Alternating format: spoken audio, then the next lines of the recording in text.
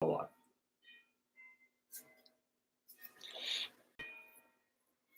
Oh, and now we're live. Hi, guys. It's me, CJ, back with another live feed. Oh, happy Sunday to you, too. So, yeah. What are you? All right. What are you doing? What? This is my live feed. No, this. This is my. No, Come here. No. Kid's trying to take my. I'll go over here. Oh, my double hat in it. That's a good look. This video is sponsored by Upgrade. Oh, you know YouTube, don't you? Do you want to say anything to everyone? Right. I love my dog. All right. And I hope you all have a great day. See you later. Also, put an F in the chat, please. Come here. I have a question for you while we're waiting for people to get on here. Yeah. John Lopez asked me this last week. He said, if I had to design a game, what game would I design? What do you think? I would say it would be a teacher game. Like, you would have to be CJ. You would have to be my dad. And then there would be tons of kids to ask questions. And then when you go over to them, you have to solve the problem. And then you have to keep on going to people. And then you can be other people. Like Cho, Mommy, Marley, Bentley. You get a Cho skin? You can be Grayson because he's a part. What about all the old homies? Cheesesteak, Reese Cup, Cephas. Maybe we could make a different one. That's a great idea. Somebody send it turtle. Oh, that's Turtle. The kid at school that's called Turtle. Oh, hey, Brody. Hi, Turtle. William said hi. Hi, William. Remember Tracy Pinter was here with their son? No. William. Oh, hi, William. There you go. I'm Brody. Right. Nice to meet you. No, you already met him. I played video games with you in your room. Anyway, we'll fill you in later. Thanks for starting the live feed for me. Later, buddy. An F in the chat. I want to see tons of F's in the chat. And if you do, like this live feed or a spider will crawl up your mouth at night. That's her son. He's a unicorn. All right. What's up, everybody? Jake, you can start now. My name is CJ Reynolds. I run this thing called Real Rap With Reynolds. It's a YouTube channel and beyond these days. And the whole idea here is to provide content that I wish existed when I started teaching. So I do this thing on Sunday nights. I have this live feed, Sunday Night Teacher Talk, with the hope of helping people get ready for Monday. Even though this week we have a 3-day weekend because it is formerly Christopher Columbus Day, now Indigenous Peoples Day / Genocide Awareness. I think that's what it's called. Sometimes they make titles too long. That's too long of a name. Oh, they try and please everybody. Well, I think both of those are important. I feel like they should get their own day. Anyway, so that's the idea. If you have a question, you go ahead, you leave it in the chat, and then I will answer it. And I will get, like, the faster you get in here and the faster you get your question in the chat, the more likelihood there is to answer it. I am going to try and go quick tonight. There's no questions because I just had coffee and I'm feeling spicy. That could mean that you either go really long because you had coffee, or you could go through them really fast. Or too quickly. So real quick, while people are still getting in here, I want to address the fact that I've not put out an actual video in a long time. Like a month. I was supposed to have one last Saturday, and I recorded it, and guess what? I had no sound, so I couldn't go up. So I re-recorded it, and then it's just been like stuff at school that I can't even go into. Like if you watch the news, I don't know. But stuff at school, and then stuff with Upgrade Ed launched our new thing last night, our new course about like conferences and stuff like that.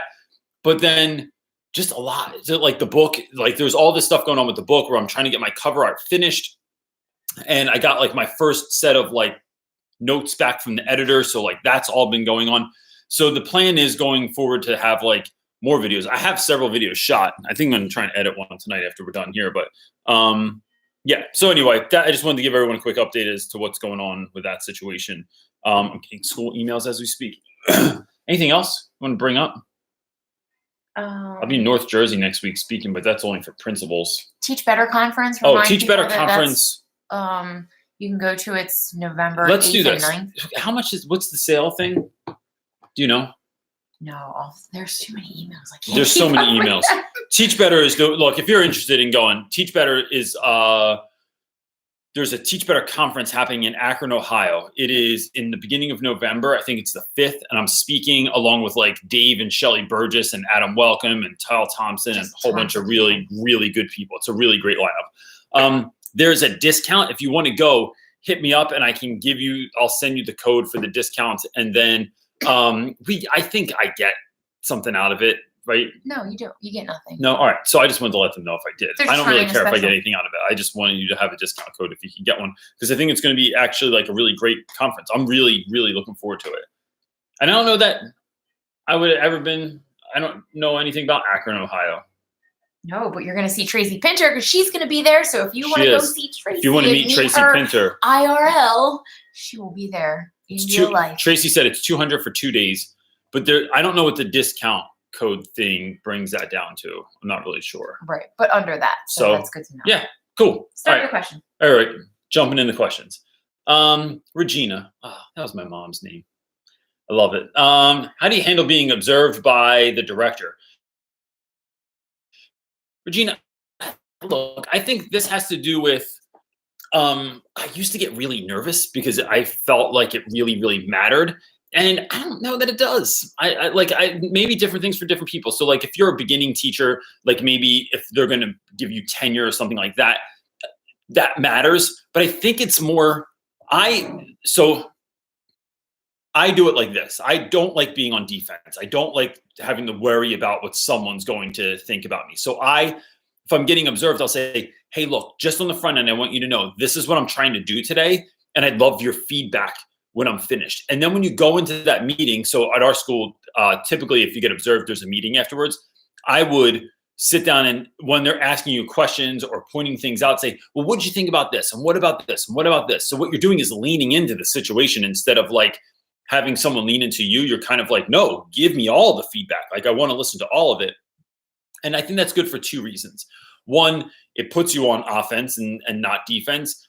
And two, it shows people that you're not afraid and that like you want to grow as a teacher and you're trying to get better and you're admitting that you are not flawless. And so that's what I do all the time. I love asking questions about what they thought about stuff, but sometimes I have to tell them what they're seeing so they know what to follow for or what to look for.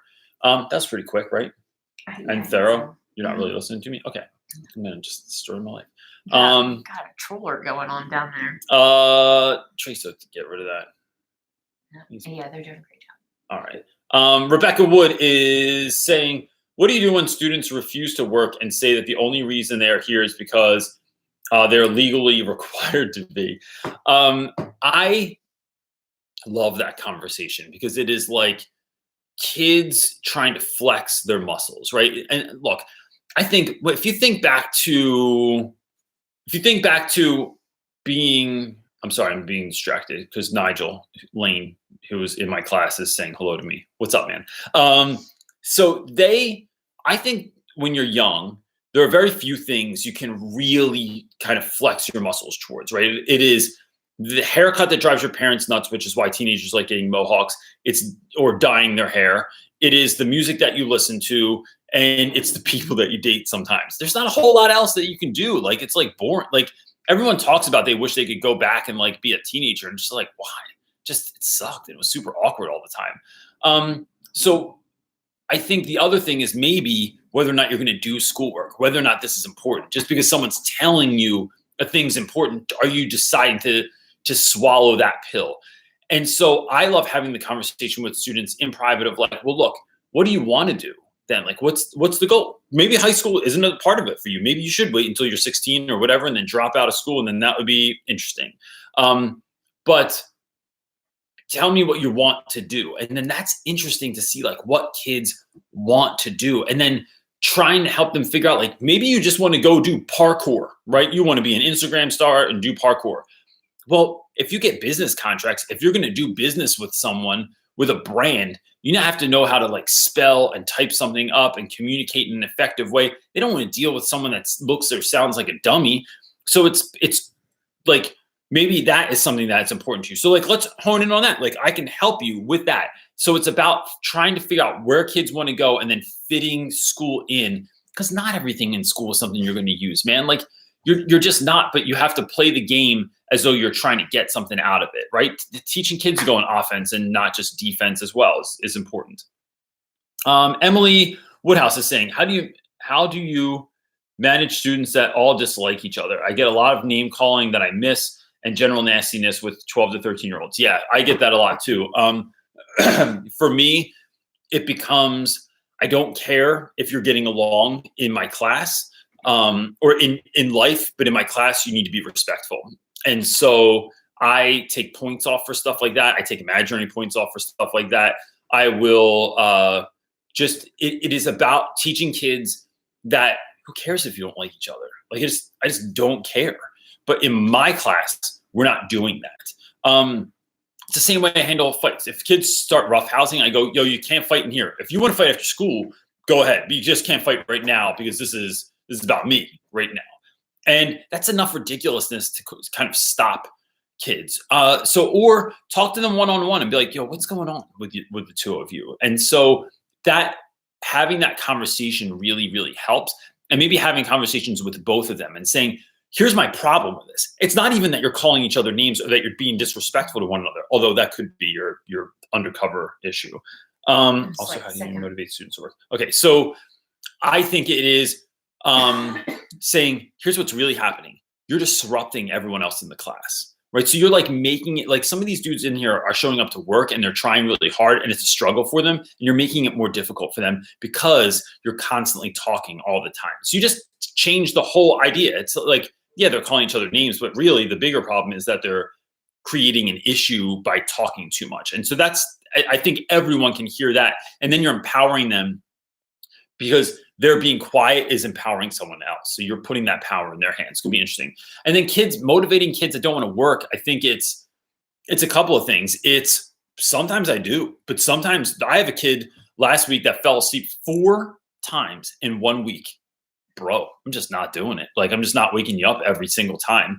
But then when you failed, then when you wanted to work for the day, then when you said, wait, I didn't know we were actually doing something today.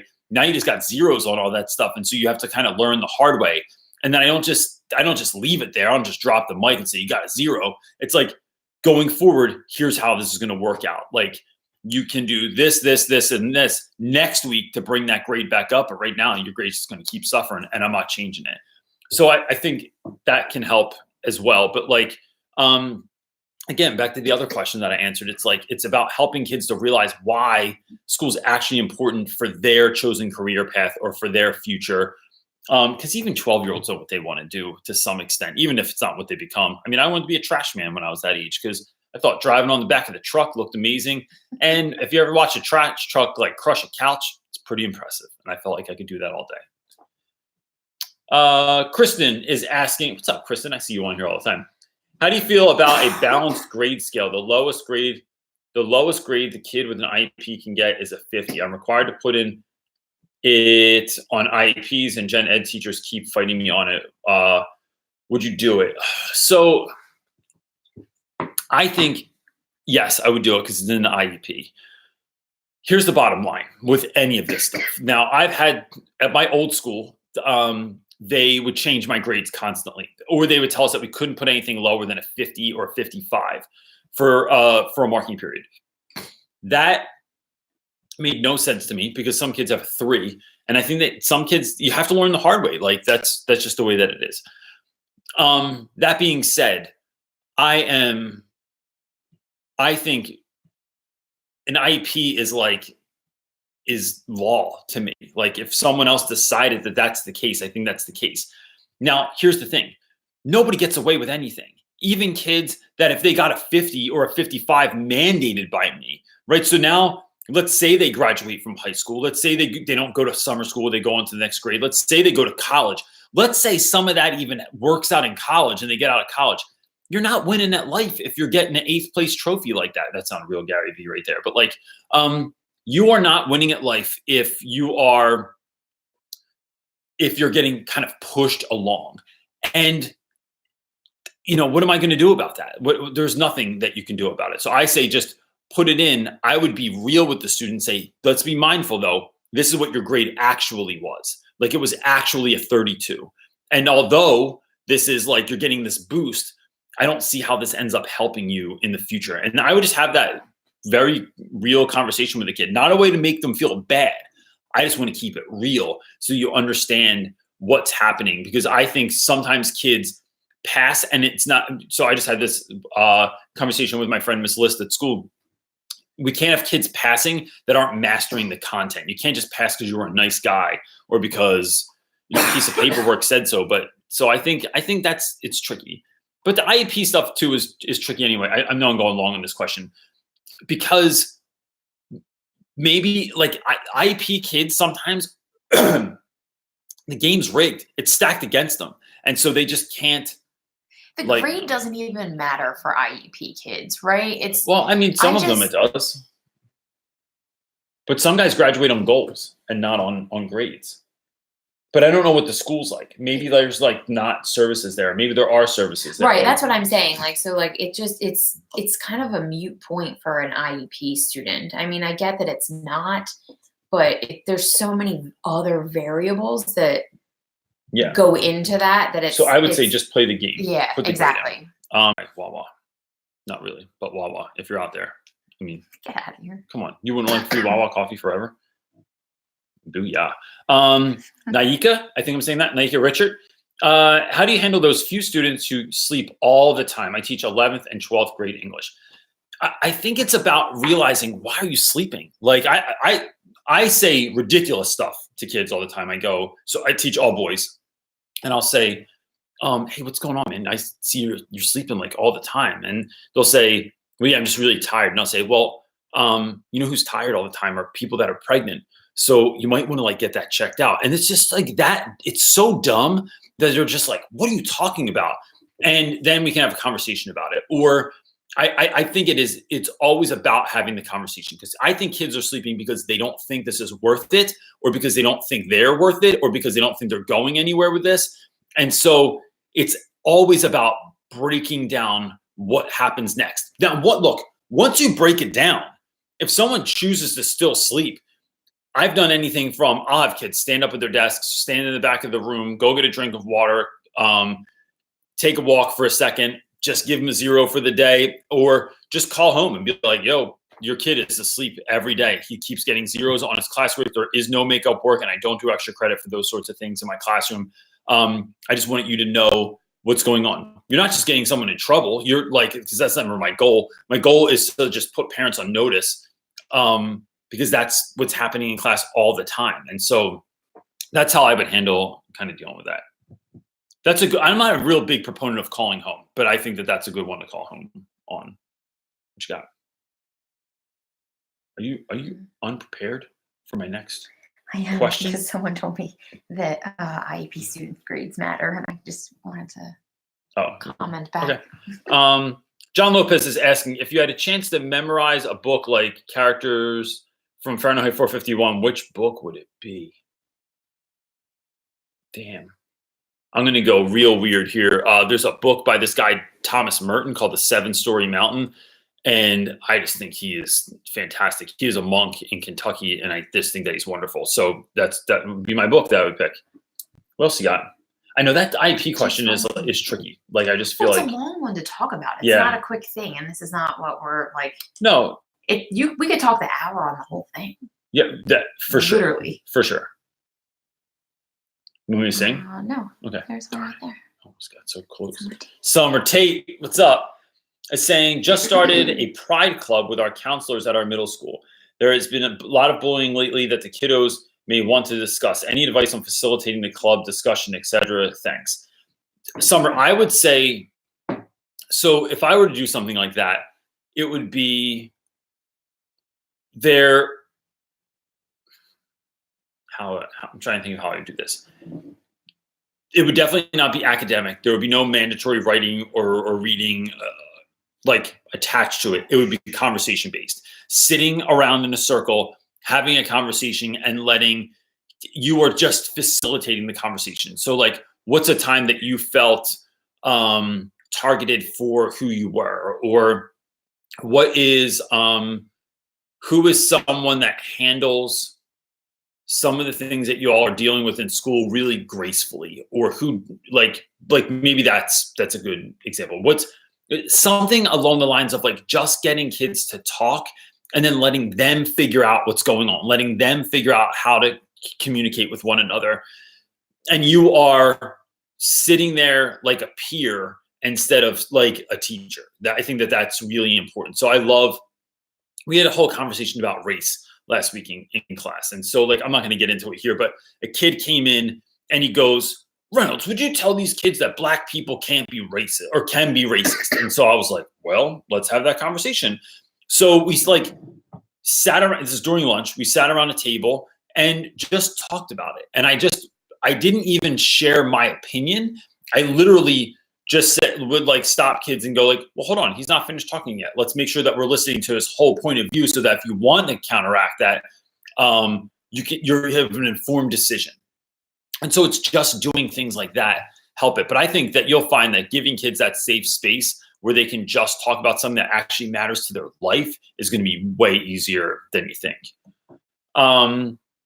Connor is saying, if you were not teaching, what would you do? What do you think you'd be doing? If I wasn't teaching now, I think I would just want to run Real Rap with Reynolds. I just am finding it so powerful to travel around the country, to speak to different people, to encourage and inspire teachers, and in a way where I don't feel like what I'm saying is just inspirational. I love the idea that I'm like actually giving things like ideas to teachers that they can go into school the next day and implement.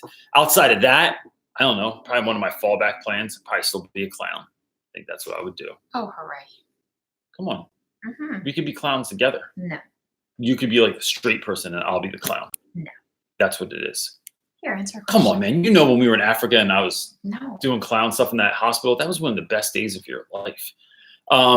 So Jagger Riley is asking, how do you push through? It's my third period. That should be the end of that question. I could speak on that for days. It's my third year, and this year's administration is coming down hard on me. I am getting weekly observations where I'm getting penalized on every minor thing. Jagger, I don't know if it's Jagger or Jaeger. Guess it depends on where you're from. Senior Riley, I would say, oh gosh. I think teaching is so much about mindset that I'm just disconnected from the good opinion of others. And what I mean, and look, that's not easy for me to say because I totally like when people like me and I don't like when people don't like me. So I would lean in. I would say, what do you like? That's like, if someone says you're not doing this and you need to be doing it, it's like, well, break that down for me, because I think that's really interesting what you are saying right now, or what you're thinking. So to be honest, and like, I don't know if people from school are watching this or not, I feel like we have a lot of extra stuff to do this year. Like teachers have a lot of responsibilities outside of just planning and implementing or executing those plans in class. So like a lot of stuff. And so one of my conversations coming up is going to be with the powers that be to just say like, and I've already done this with like some leadership, but it's like, how do you envision this taking place in class? Like, I want to do a great job, right? Let me say that this is where this comes from. It doesn't come from me just complaining.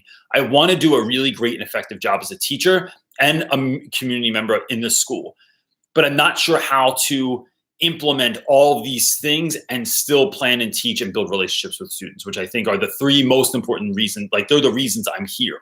Like, paperwork is not the reason that I'm here. Documentation is not the reason that I'm here. And I see that there's value in those things, but all of this work that we're doing is taking away from my ability to like really teach and be great at what I'm doing.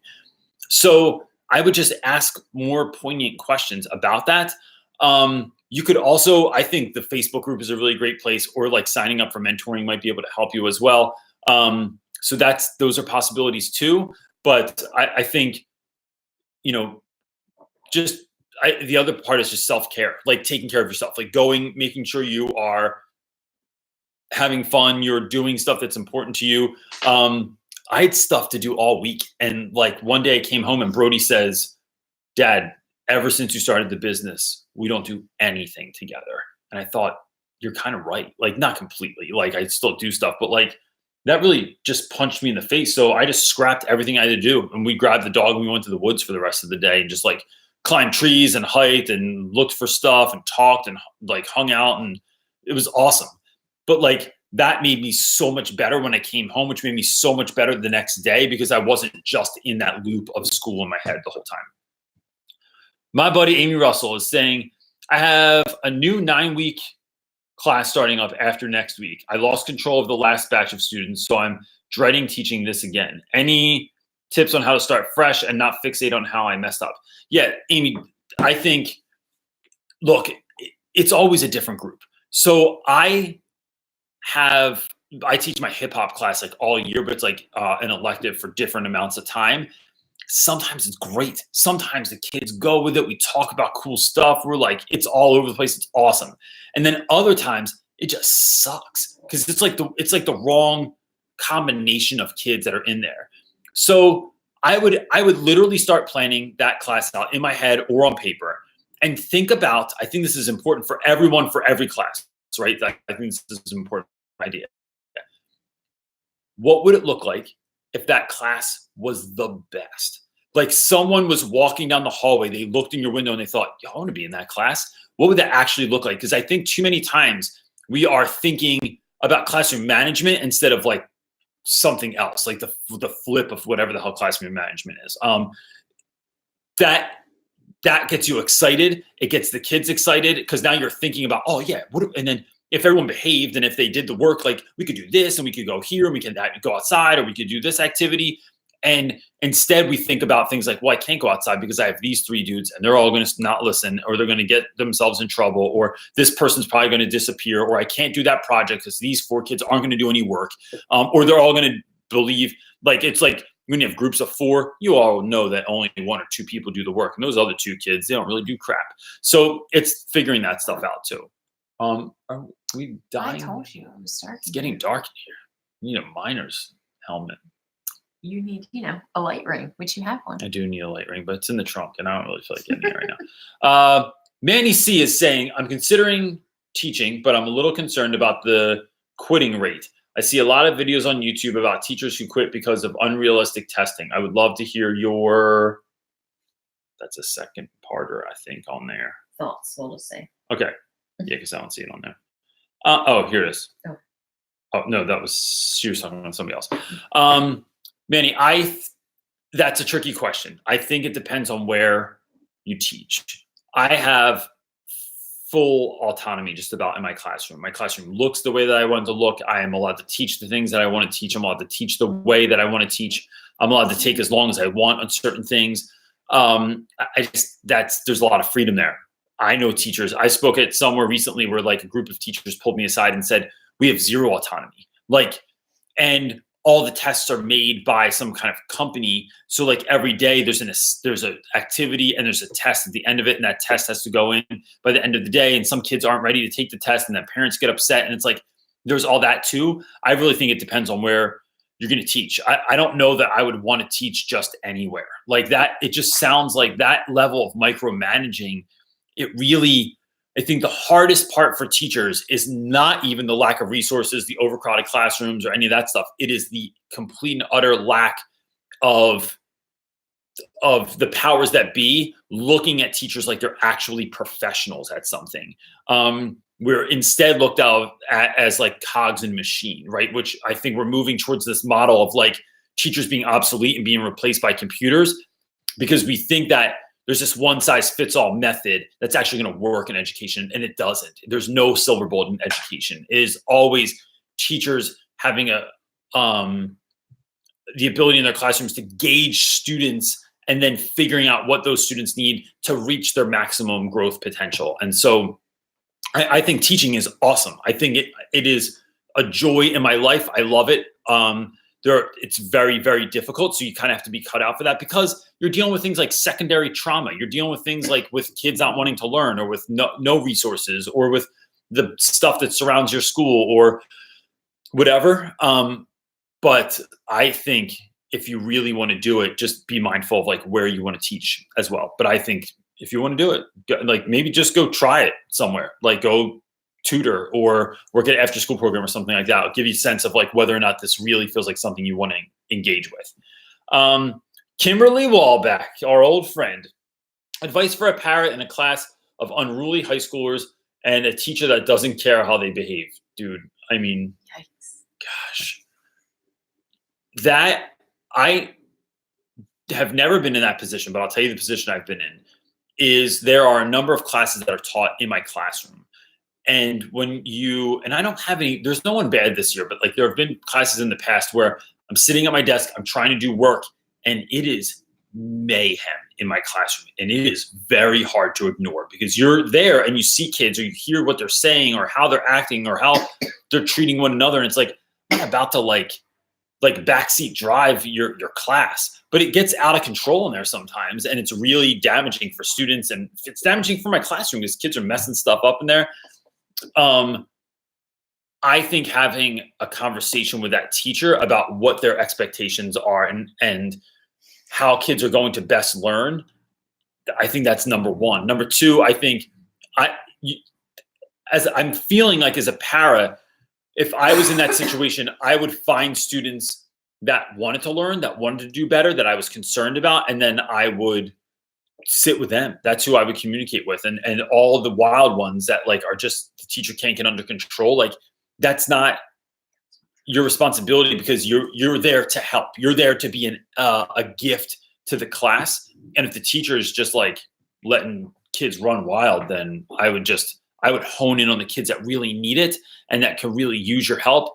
Maybe you can even split the class. I've had times where like I've had my in-class support like take a certain number of students to another room, whether that's for testing or so it's quieter when they're reading or something like that. And that really helps too. And just say like, hey, can I pull these 4 guys today? And like, we'll go across the hall and we'll do this thing. That sort of activity could help as well. This is someone from my class. I think the Ice Cube family. Yeah, I think they are from BL. What happens if one of us fought in front of you? Look, I'm going to be honest with you. I think if you were bigger than me, you better be able to rock that thing out because there's not a chance in hell that I'm going to try and break up a fight of 2 kids that are the size of small bears because I'm just going to get hurt and I'm too old for that. No one fights in my class. It just doesn't happen. I play love jams if someone tries to fight, or I just like my other thing that I've been doing lately in the past couple of years is like I pretend that I'm recording it and I'm going to put it on YouTube and I'm like, oh no, like violence amongst students gets me more views. And so I start recording it and I'm like, here we are again, it looks like things are going to get wild here. And then that just like because I think what kids are looking for is an out. I don't think anyone ever wants to fight. They get to the brink where they're just about to hit and then they want someone to disrupt that so that it doesn't really happen. And that's what takes place all the time. What do you got? Andre Knight.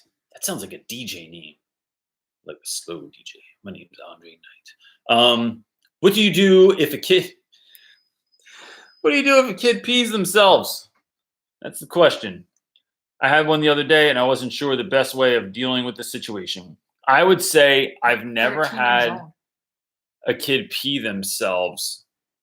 But I did have actually a kid pooped themselves one time. High school? Remember that?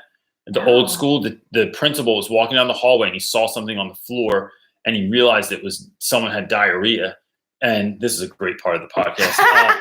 And he like followed the trail and found the kid in a stall in the bathroom.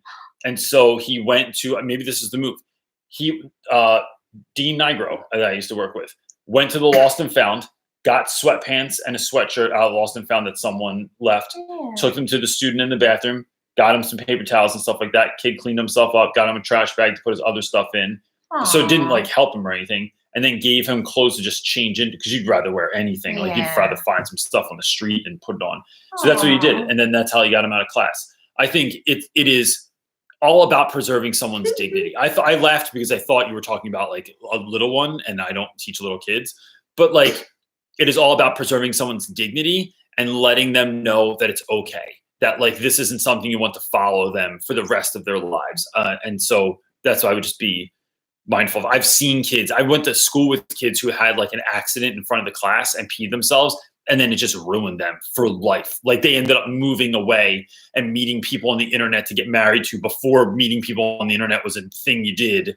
And like never came to the high school reunions or anything. So that I would say it's all about preserving dignity, whatever you have to do to make that happen. I already answered that one. Oh, I'm laughing at these ladies are funny. Follow the trail. Yep, that was a gross one.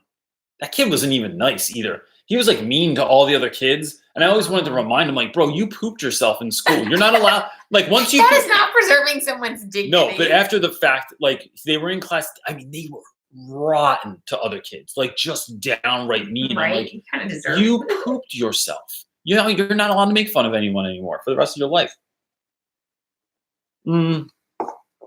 Kathy Toner is saying, hey, CJ and fam. Hey, Kathy. Hi.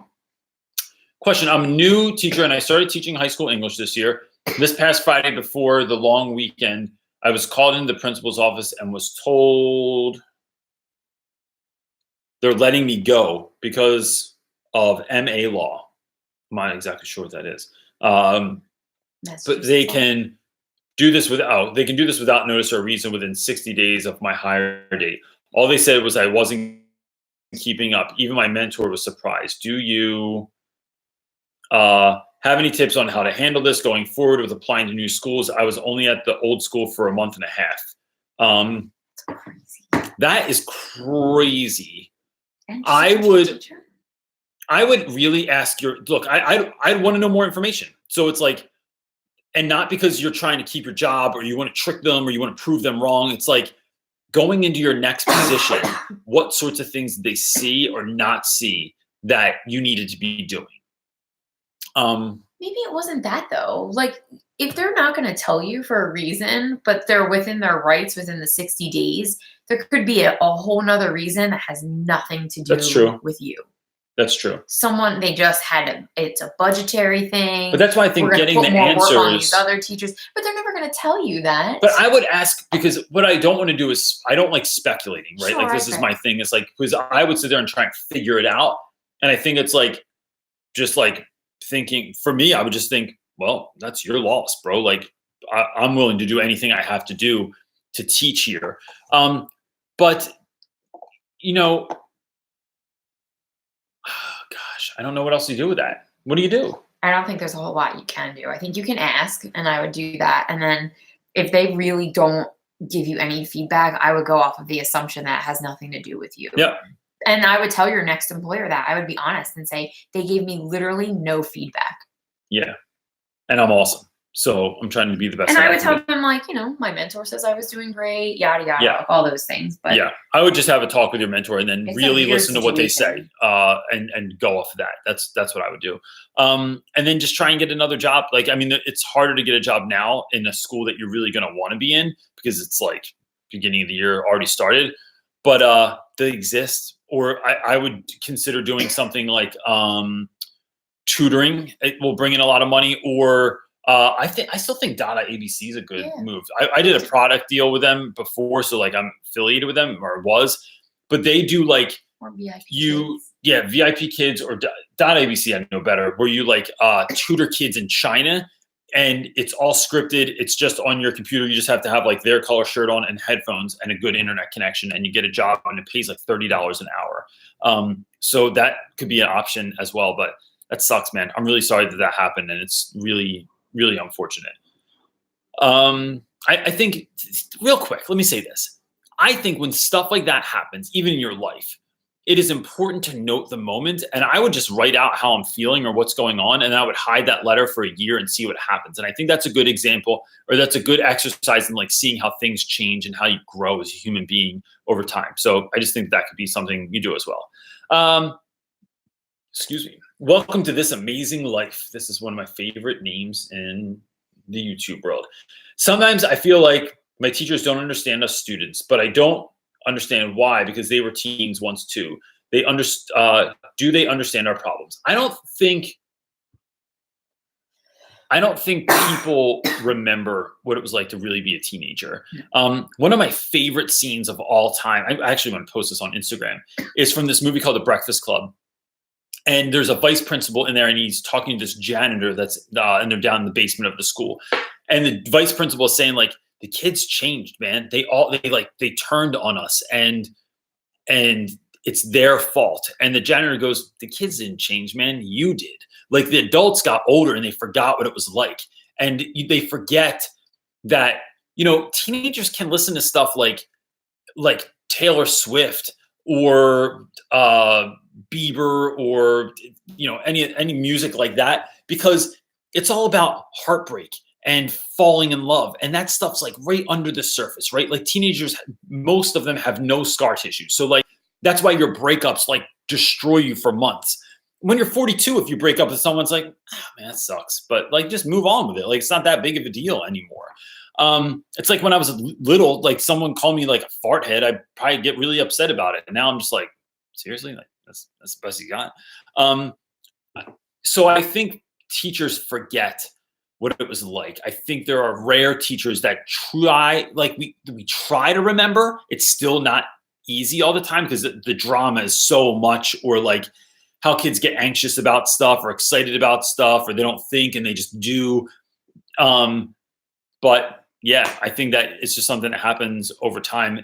And look, I think that happens so quickly that I see 10th graders come back every year and they look at my 9th graders and they go, we were not like this. And I go, you 100% were. So it is like, it's even amongst young people, as they just don't remember what it was like to be them last year. And everyone thinks that they were just a dork. What you got? That's a good question. Mm-hmm. You want me to sing? No. Wake me up before you go. Stop, I can't find one. Here, I have one. What do you mean you can't find one? There's lots of chitter-chatter in there. Yo. What a weird song. Who wrote that song? And they were like, this is a good idea. And then George Michael read it. There's a lot of weird musical and lyrics in the world. George Michael was like, this is it. This is my first hit right here, bro. Wake me up before you go. And then his mom was like, can I hear your new song? And then he talked about that. And she was probably like, this is it. I knew you were a genius since you were born. Kara is asking, how do you handle admin that only cares about test scores, not growth, but only passing percentage? If the passing percentage doesn't hit the mark, then you are fired. I work at a school where reading and math scores are 2 to 3 grade levels below. Okay, so God, man, look, Carrie, this is not a good answer. Sometimes I wonder if it's as easy as, do you want to work at that school then? Like, you know, and I know that's such a hard question, because I know that, like, for some of us, like, English and history positions are like, we're a dime a dozen, right? Like, it's not like we're special ed science teachers where you're like a rare unicorn walking the world, and everybody wants to have you on their team. But for the rest of us, when like jobs are just not there and things are so strict like that, I just wonder if it's the place to be for you. If it is, I think it's having the conversation with admin and saying, I'm trying to really understand this and wrap my head around it. You want me to have these students to hear, could we possibly get there? And then look, that maybe that helps and maybe it doesn't. I think the last part is, here's something I like to just try and make myself think about. What if it had to be done? What if you had to get even a certain number of those students to pass that test? How would you do it? And I like this because I think these are like moonshot ideas, is what Pierre Diamandis talks about. Pierre Diamandis runs this thing called the X Prize. He's worth looking up and checking out his TED Talk. He comes up with these impossible ideas and then offers $10 million for people that come up with the best solution. So like, how do we get to Mars? How do we get people to Mars? How do we get clean drinking water to everybody in the world? How do we like manufacture meat without like raising cattle, like genetically modified kind of meat, or like it's weird stuff, but it is so crazy in thought. But if you think like, what if I had to do this? I just think that changes the paradigm a little bit, and it makes you really start thinking about like, all right, well, like what would I have to do if I really was honing these skills and helping these kids get on point? What would that look like? And then it kind of becomes a game for you and you're gamifying it. So I think one of those three things is what I would kind of do with that. But that sucks. It's such a difficult thing because it's just so unfortunate that that's like where education is. And then you have to like figure out how to play a game within the game. And that's just difficult. Arabella is saying, how would you deal with having a child with ADHD in your classroom? I have tons of kids with ADHD, and I'm pretty sure I have ADHD. And our child's ADHD. Oh man, bro. So we have lots of. I would do a couple of things. One, if possible, I have a standing desk in the back of my room, and that can just look like a desk that's a little bit taller than the rest, and so that kid has a little bit of room to move.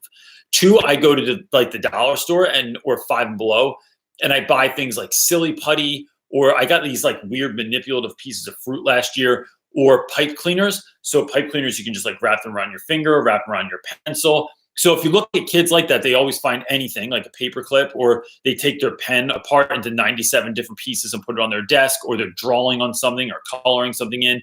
It's about giving them something to do with that energy so that they can focus on what the task is at hand.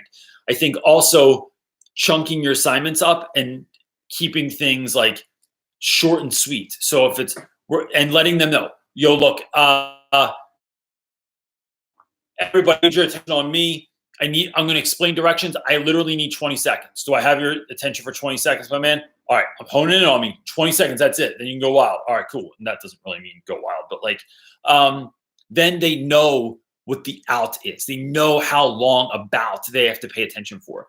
I think the same thing with activities, like giving them activities that's getting them moving in some way. So my co-teacher, this is probably not a very original idea, but she came up with it. I never thought of it before. When we do reviews for vocab, instead of me just asking questions or having kids shout out answers, they have to hold up their card now. So like their index card with the vocab word and definition on it. That's how I know what the right answer is, and if they know it. So just that little like thing where they're showing it, having kids making posters, making things out of clay, like moving around the room and doing an activity, all that stuff helps. And I'll tell you what really, really helped. And I don't know that this is something that everyone can do. When we did it, I posted this on Instagram like last week or something. We were in class and I wanted to do this activity where I walked really fast all around the school, up staircases, down staircases, through classrooms, down hallways, back down staircases, jumping over fences, going under railings and stuff like that. And we did it for about 8 minutes in each class. Then we went back to the classroom and I explained why I did it. But yo, the kids that were wilding all the time, it really helped them to get their energy out. And then they felt so much more relaxed when we came back to class. All of my classes that day were super chill. And to the point where I want to be like, yo, I just kind of like want to do laps from now on. Be like, yo, who needs like a walk around the block real quick? Let's take a 5-minute walk around the block. Then we're going to come back to class. We're going to do work. It's going to be awesome.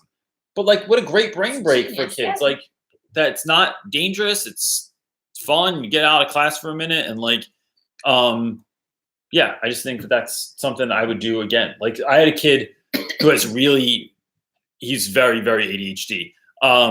He loved it. He was like, I wish we could do this every day because now I just feel like I can come into class and do the work. And I was like, bro, now you're making me want to do it. Matt Anderson is asking, how do you, when you're having a crappy day, like everything is crap and the students are ... challenging, how do you turn your day around? I do a couple things. I will call my wife. That my wife is so look, when you get married, I think for me, it was, I didn't want to admit that my wife could help me, or like, I wanted to be like I was my own man and need help from some woman. And so then I was like, realized that my wife knows me in some ways better than I know myself. So I will call her and say, I just need to tell you about what's going on. And she'll generally say something like, look, it's not that bad. Like, let's look at it like this. Or what if you just did this? And that is like giving me advice that I can't give myself because I'm too wrapped up in the situation. And she just like does a really good job of kind of like clearing the smoke of the problem and then surveying the situation going, this is all we need to do. And that helps a lot of times. I think being mindful of the music that I'm listening to during the day. I think getting in front of the problem and handling it, and talking to those kids immediately that are giving you a hard time outside of class, after class, something like that, can help also, because you're not like just sitting with that issue. You're going and talking to kids about it. I think, I'm trying to think of other stuff I've done lately when I'm having I do. I read that. That's your go-to. Yeah. Father Gregory Boyle has a book, and he works with these gang kids in New York or in LA. And I just think that it just fills my soul up like every time that I do it. When I come home, I do a couple of things. I take a nap. I will have a cup of coffee, and then I run. And that usually makes me feel a lot better. And if I have time, I'll meditate for like 10 minutes. That 4 things, even if you take the coffee out, it just makes me feel way better all the time. It works every single time that I do it.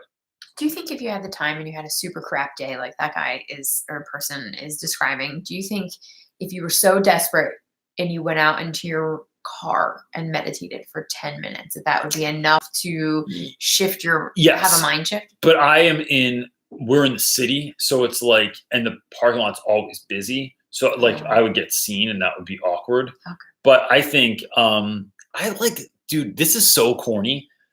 I like going on YouTube and I type in like happiness, and then they have like all these like motivational speeches and stuff like that with like, I just think that shit works. Look, here's the bottom line is there's this old story of like these 2 wolves that live inside all of us, right? There's like the angry, like prideful, vengeful wolf, and like the wolf that is like kind and happy and loving and stuff like that.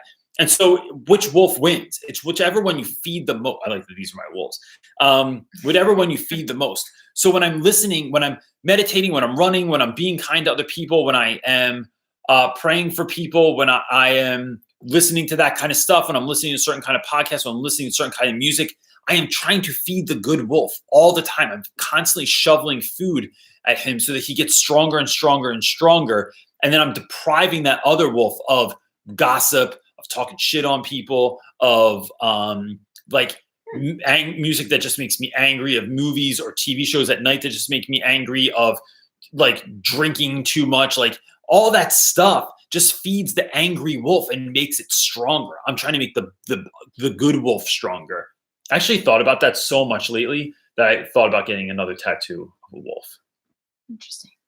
Go for it. A wolf with your head on it. Can you get it howling at the moon in the middle of your back? Just kidding. It sounds like it had been on the side of my van back in the day. With me on top of it, like riding it. No? Okay. Your idea didn't sound dumb. No. But once I was put on the back of it, a tattoo of a wolf howling at the moon on my back, that was a good idea. Great work. Lisa is saying, student's mom requested a different teacher this week because her son told her that another kid in class is bothering him, and I watch it and do nothing. Admin knows it's not true, but it upsets me. Can you call that parent? That's what I want to know. And talk to that student and just say something like, I want you to know that your safety and your success in class are the only things I care about. I need you to know that, like at a heart level. Like, and if something's ever going on, even if you do move to another class and something's happening there, I want you to know that I still care about you and I'd be willing to do anything that I can do for you. Send the message. And then you don't know how it's received, and it's not even your responsibility how it's received. We are in the job of giving gifts. And then if someone doesn't take that gift, that's up to them. Like, but you leave it at the door and then you walk away. And I think that's what I would do. Like, don't let that parent just think that about you, not because like your reputation or something like that, but like, no, stop that. Like, don't let that happen. And so I would communicate with the office and say, is it like technically, like, do you mind if I communicate with that parent, or if they come in for a meeting or something like that? Like, I want to be a part of that. I don't want my name sort of slandered like that. As teachers, we do live off of our reputation a lot. And so it's once that's slandered, it can be difficult. So I would get in front of that. First of all, did you see this comment? Should I not? You can read it. Christy said, have you been to Speedwell Forge Wolf Sanctuary in Lidditz, PA? You would love it. All rescued wolves. You can take a tour. Our daughter would have a fit. She loves huskies because she's like, oh, Yeah. they look like wolves. Nope. Nope, we're gonna Go go. there now. Are you writing that down? Yay, homeschool lesson. No. No. It's all their awkward homeschool kids there too. Okay, here you go. Thank you though. James Hoff is saying, how do you find time for you? What are some tips to carve out time for yourself? James, I schedule everything. And look, I'm not always good at taking time for myself. Sometimes life has to punch me in the face. Like last week, I felt like I was going to get sick. Or your wife needs to tell you. Yeah, my wife does. So I felt like I was going to get sick because I was just like not giving myself enough time. And I had to figure out that like I had to take time for myself. So this week I went to the woods with Brody one day. We also started watching a show called Raising Dion on Netflix because it's like a pretty good show for the whole family. And we've been watching an episode of that just about every night. And that's good family time. I get up every morning and I hang out with my wife. We have a morning meeting every single day. I get up this year. I'm only getting up right now. I'm getting up around 5:50. I'm downstairs by 6:25, something like that. And then we sit until like 5 or 7 and just have coffee and just talk about like our life and all good stuff. Like we're not allowed to talk about anything dark or difficult. Like at that time, no business talk. It's like just kind of dreaming and caring about each other and talking about cool stuff. So that really, really helps me. I think find times in between too. Like on the way to work, I'm jamming. Like I'm listening to music and I'm going nuts. It's just, I was talking to Marty about that last night. So it's those kinds of little things that you can do for yourself, where you're giving yourself little gifts all day long to help out. And then I just refuse to let people take my joy. Like I just like, it's like planting my flag in the ground. And I just, when kids are trying to piss me off, I go, nope, you don't get my joy, bro. No matter what, like you don't control me. And having boundaries with people or things, or even your job is teaching, right? Yeah. So this is the first year that I lock my door until 15 minutes before class starts because there's just too many. I'm teaching 6 out of 8 periods. There's too much paperwork. There's too much stuff to do. And for me to get a start on the day, I literally have to lock my door and kids can't come in until 1:15 because otherwise I end up just talking with students and hanging out with them and meeting their needs. And then my needs for the day don't get met. So then I'm behind and I don't have everything in order. And after school is the same way. Like I'll maybe lock my door for like 20 minutes and then everybody knows that I'm going to open it up and then they can come in and hang out and do whatever. But it's like, nope, I need this quiet time to get done the thing I need to get done. And that really, really works. It's magical. When you're just in your room by yourself and it's so quiet, it's just like, this is like magic sauce. What do you got, dude? What you got there? I still have to run after this today. I didn't run this morning. I don't know if that's necessarily a question. Devin317 is saying, my friend's mother just told me that they are allowed their second graders to watch the movie Friday. I know California lacks values, but I never knew it was this bad. Yeah, I don't know if I'd let my second grader watch Friday. I'm not a big believer in SpongeBob, but when our kids went to preschool, I remember them coming home and they like knew who SpongeBob SquarePants was. And I personally, in my morals and my set, like I find SpongeBob to be very, very offensive and not something that I want. But that was even growing up. Like we were like, to watch. There were all kinds of shows that like 4 were available for students. No. Like we didn't do Teletubbies, we didn't do Barney. But they did that in public school with my kids. Yeah. It really or my grandmom's, because my grandmom just thought it was a cartoon. She's 85. I had I remember my kids being like 6 and watching Family Guy at my grandmother's house because she was like, I go over and I'm like, Grandma, why are you letting me watch this? And she was like, oh, it's a cartoon. Yeah, are you paying attention to anything that they're saying? Like it is not just a cartoon. Mm-hmm. E. Newton is saying, first year teacher, teachers around me say, oh, I'd cover X subject in 1.5 weeks, half weeks, something like that, 1 to 2 weeks. When I think about it, it seems like I can't stretch it to fill one class period. How do you plan to cover a subject? I think it depends. Like there's certain stuff.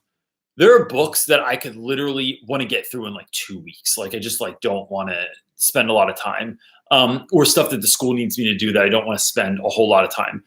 There's other stuff like I could read Lord of the Flies for like 3 months. Like it's not even that big of a book, but there's so much stuff to pull out of it. I think Fahrenheit 451 is the same way. But when we read Merchant of Venice, I want to be done that shit in like 2 weeks. Like I just don't want to read it for that long. Like it loses something when you do it. It's like the equivalent of like watching 5 minutes of a movie a day is like, it's not that fun if you do that. It's only fun if you watch the whole thing at once. So I think you decide what your students need and what pace they require, and then you act accordingly. Like other teachers are just going to be useful for like, it's like, great, you can do that. Awesome. Like, but I am going to do it like this, and then just see what happens. Like, and you're a first year teacher. So I think being mindful of the fact that you don't know everything yet is good. Like just noting that. And I'm saying that because I thought I knew a lot more than I actually did my first year teaching, and I would dog a lot of other teachers. I'm not saying you're doing that. It doesn't feel like you are. But take their consideration with the same grain of salt, and then learn from your mistakes or from your successes as the rest of the year goes on. Yeah. SB is saying, what subject do you teach? Are you primary? I teach 9th grade literature and the history of hip hop. And so that's secondary. I don't teach primary. It was a really strong consideration, but I don't know. The sub plans are easier in high school than they are in elementary school. Oh, I know, man. When I hear people talk about sub plans, like, bam. Mm-hmm. I know. I have to take a day off next week, and I'm just like, all I have to do is just come up with like these 4 quick things for someone to do. Plus, Kayla will be there. She doesn't know that yet, though. So I wonder if she watches this.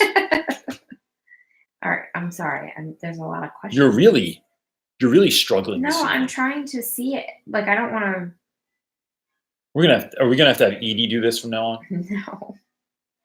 No. I already gave her enough. Edie's the Someone best. Someone said, "Is it okay to cry in class if you're a student?" Oh gosh.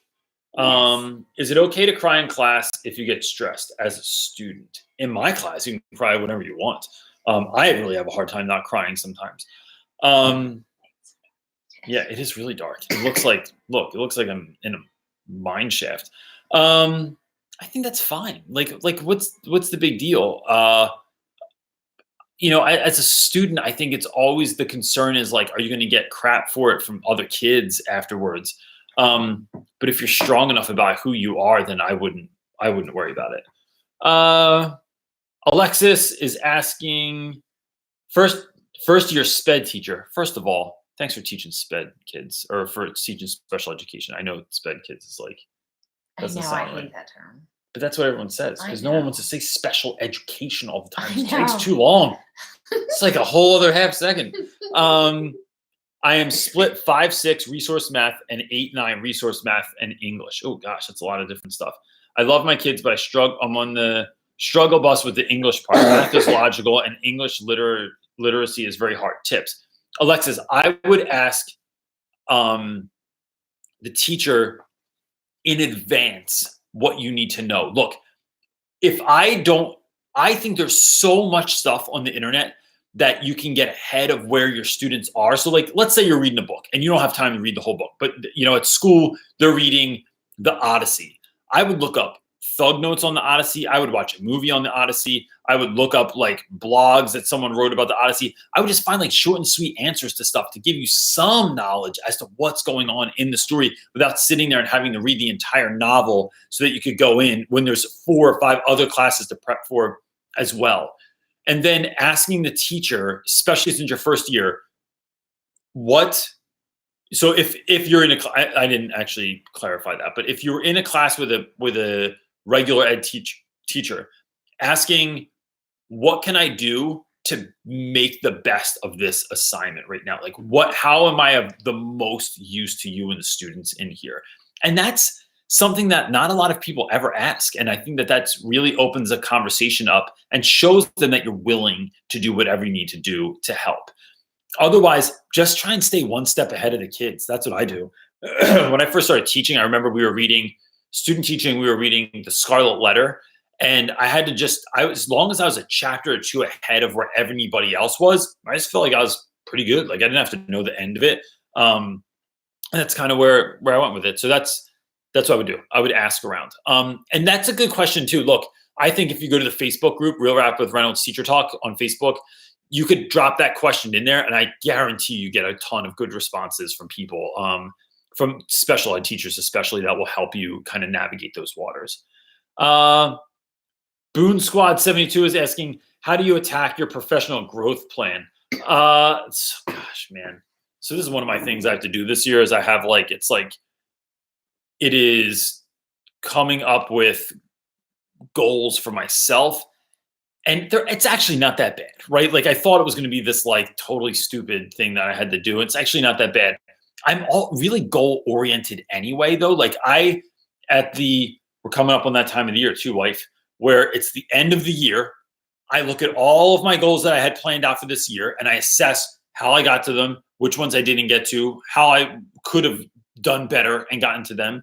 And then I look at this upcoming year, what kind of things do I want to succeed in? And then what I do is I break them into micro actions. So that's all it is like getting from here to here is just you breaking it down into micro actions so that they are not overwhelming and that you can just slowly build it over time. And that's how I do every single goal in my life. What you got there? I think that's why I like the couch to 5K thing. Yeah. When I started running, couch to 5K has you like run like, was it 15 minutes a day? And you like, it's like just a process. But it's like run for 30 seconds and then walk for a minute and then run for 60 seconds and walk for 2 minutes. And that's your gig with everything. You take anything and make it into these small obtainable chunks. Yep. Yeah.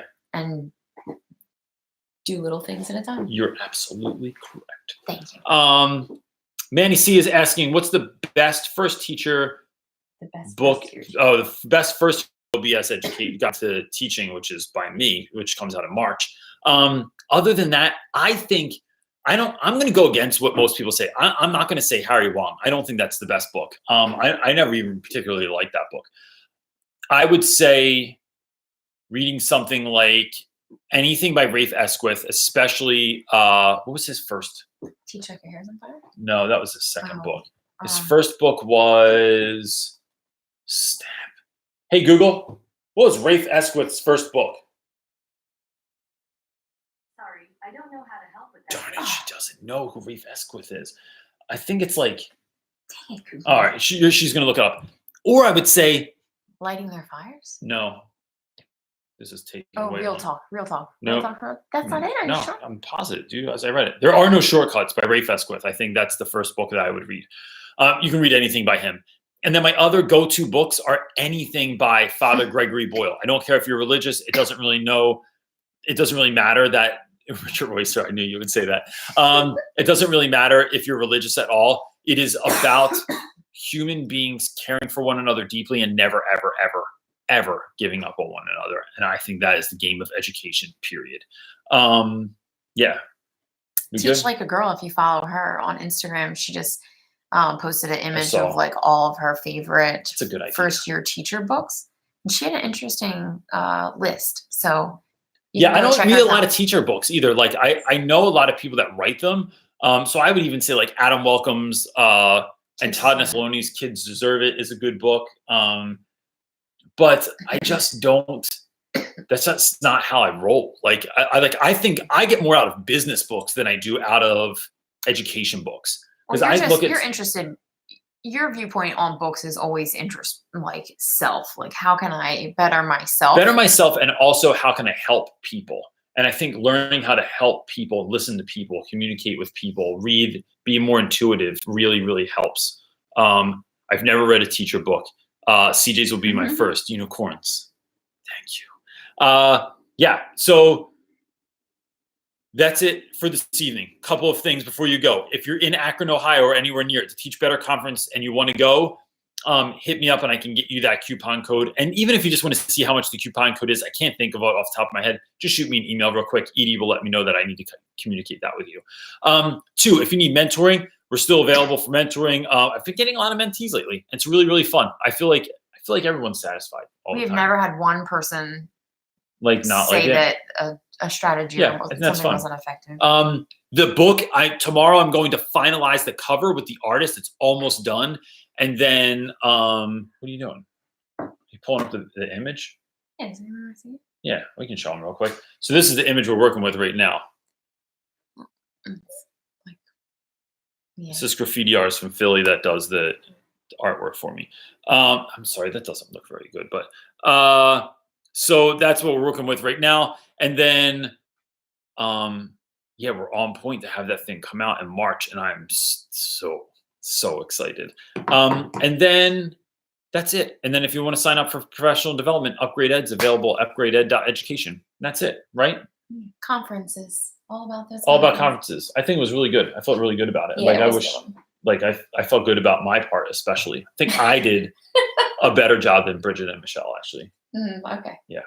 So let's leave it there. I'll let them know. I'll be sure to tell them you said that. Yeah. Cool. Thanks, everyone. I hope you have a really great week. And I want to say special thanks to Jake, who makes this thing into a podcast every week. So if you want to listen to it as a podcast and not just ruin all of your data, you can go ahead and do that too, because Jake makes it possible.